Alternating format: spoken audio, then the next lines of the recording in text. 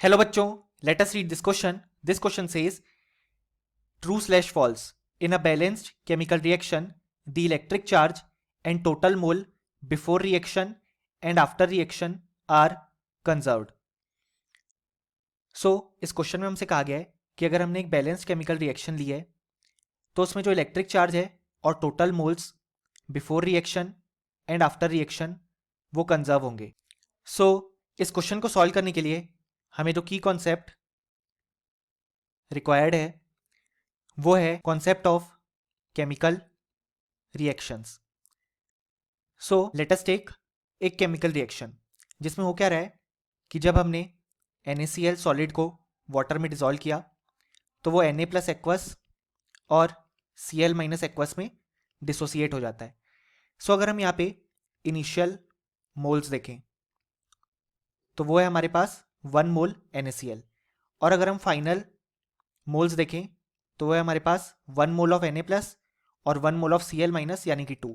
सो हम देख सकते हैं कि हमारे पास जो नंबर ऑफ मोल्स हैं वो कंजर्व्ड नहीं होते इन अ केमिकल रिएक्शन, और हमारे पास केमिकल रिएक्शन में मास कंजर्व्ड रहता है. अब ज़रूरी नहीं है कि जो नंबर ऑफ मोल्स हैं वो कंजर्व्ड हो, क्योंकि हम जानते हैं कि हमारे पास law of conservation of mass present होता है, यानी कि जो मास ऑफ रिएक्टेंट है वही मास ऑफ प्रोडक्ट होना चाहिए, लेकिन नंबर ऑफ मोल सेम हो ये ज़रूरी नहीं है. यानी कि जो टोटल मोल्स हैं वो एक केमिकल रिएक्शन में नॉट कंजर्व्ड होंगे. अब अगर हम यहाँ पे इलेक्ट्रिक चार्ज की बात करें सो यहाँ पे इलेक्ट्रिक चार्ज जो है वो कंजर्व्ड रहता है ड्यूरिंग अ केमिकल रिएक्शन.